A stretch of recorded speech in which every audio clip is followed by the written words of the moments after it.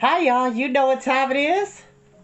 Woo! Get into it! Yes! We are back, darling, with our new reading. The classic that inspired the beloved animated film, Kiki's Delivery Service. And I'm going to just say this, if they ever adapt into live action, an Asian lead should be in the role. I said what I said.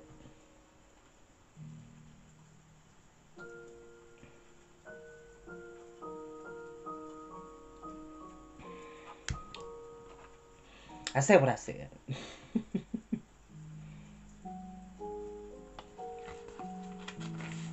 This is going to be a very magical story.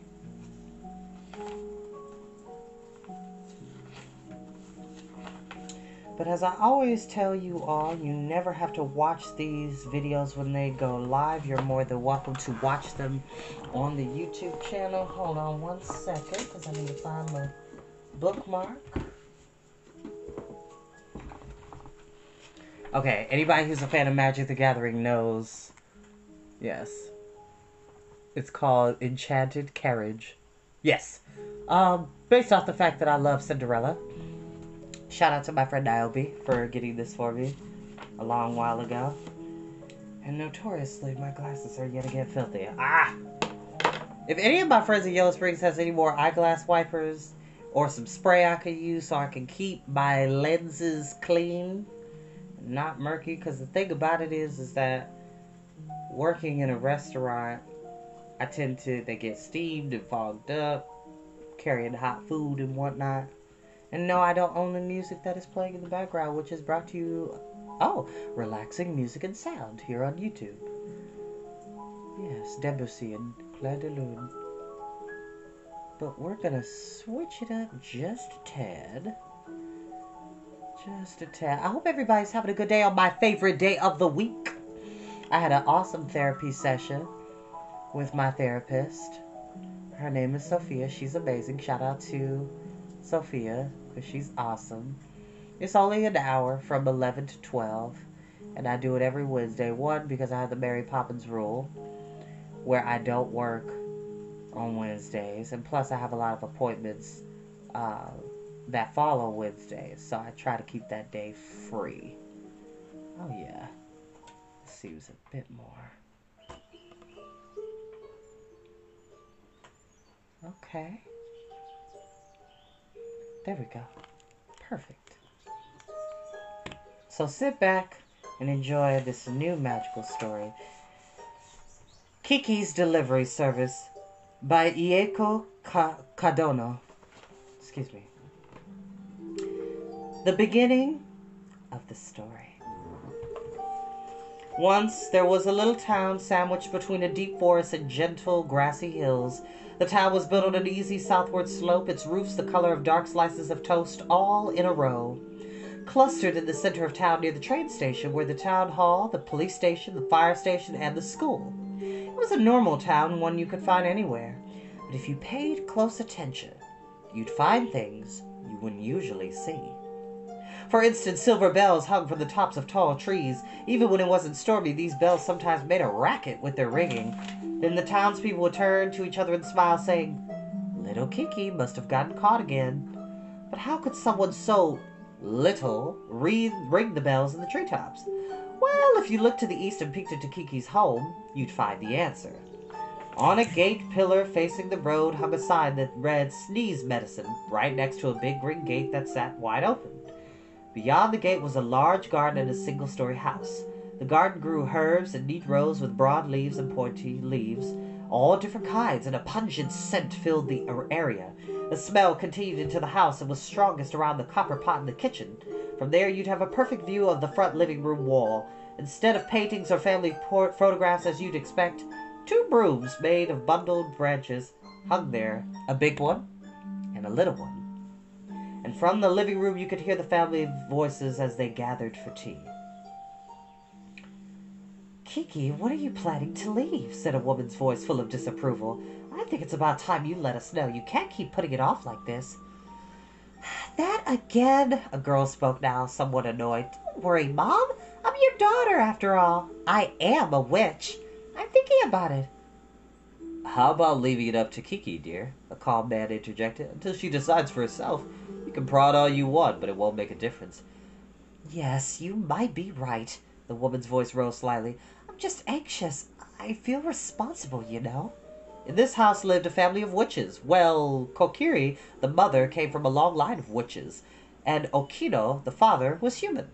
As a folklorist, he studied legends and tales about spirits and magic. Kiki was their only child, soon to turn 13. The three were talking over tea about Kiki's coming of age day. When daughters of witches and humans reach the age of 10, they decide whether to follow tradition and live as witches themselves. If a girl picked this path, she probably learned her mother's magic and chose the full moon night of her 13th year as her coming of age day. For a young witch, this meant leaving her parents' house and moving to live on her own in a town or village in need of magic. Of course, finding a witch's town on her own is a difficult thing for a little girl to do, but over the years, witches' powers have grown weaker and their numbers dropped. Such important tradition helped them survive, as well as share the existence of witches with as many towns, villages, and people as possible. At age 10, Kiki had decided to become a witch and learn Kokiri's magic right away. Kokiri had two magic abilities. The first was growing herbs to make sneeze medicine, and the second was flying through the sky on a broom. Kiki quickly got the hang of flying, but as she grew older, she often found herself distracted by all sorts of things. For example, the big pimples that started appearing on the sides of her nose, or deciding which dress she should wear to her friend's birthday party. Whenever that happened, her broom would suddenly start to fall. One time, she was so busy thinking about the scratchy new underwear she was wearing that she ran into a power line. Her broom broke into pieces, and Kiki herself ended up with bumps on her nose and both kneecaps. Soon after, Kokiri tied bells to the tall trees of the forest. If Kiki was lost in thought and flying too low, her feet would ring the bells and the sound would bring her back to reality. Fortunately, they were ringing much less than they used to. Meanwhile, there was a sneeze medicine making, but Kiki didn't seem to be cut out for it. She was impatient and found it difficult to grow the herbs. Finally chopped the leaves and roots and slowly simmer them. Will another type of magic disappear? Kokiri lamented. In the olden days, witches could use all sorts of magic, but over the years, one after another disappeared until even a genuine witch like Kokiri was left with only two abilities. Now her daughter hated one of them, so it was no wonder she was upset.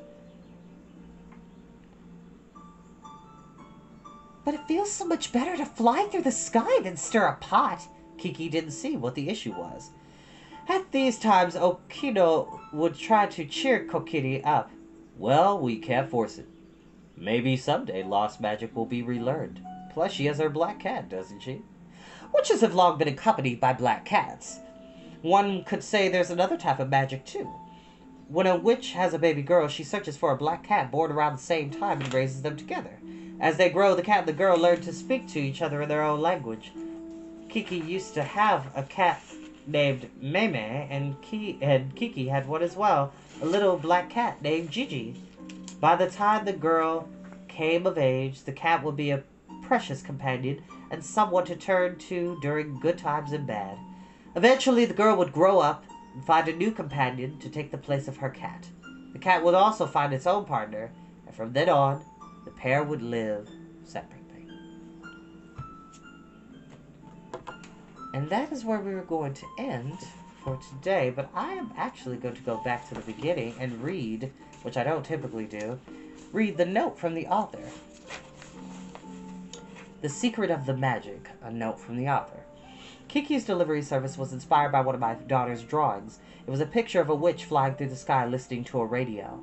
Musical notes danced around her. It reminded me of photos of New York City from a bird's eye view that I had seen in Life an American magazine. They were beautiful images, and I felt there was a story there. If I wrote about a witch like the one my daughter drew, I could see the world through the eyes of a bird. I knew I would fly as an author because writing fiction made me feel as though I had wings. I chose to make the protagonist witch a 12-year-old girl, just like my daughter at the time. That's how Kiki's delivery service got its start.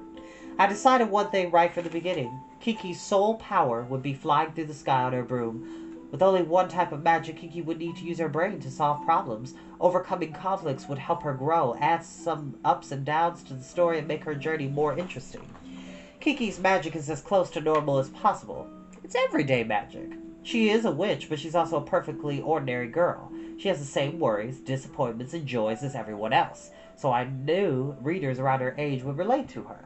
And as I continued writing Kiki's story, I realized that even if you can't fly through the air like Kiki, you have your own unique power that is equally important.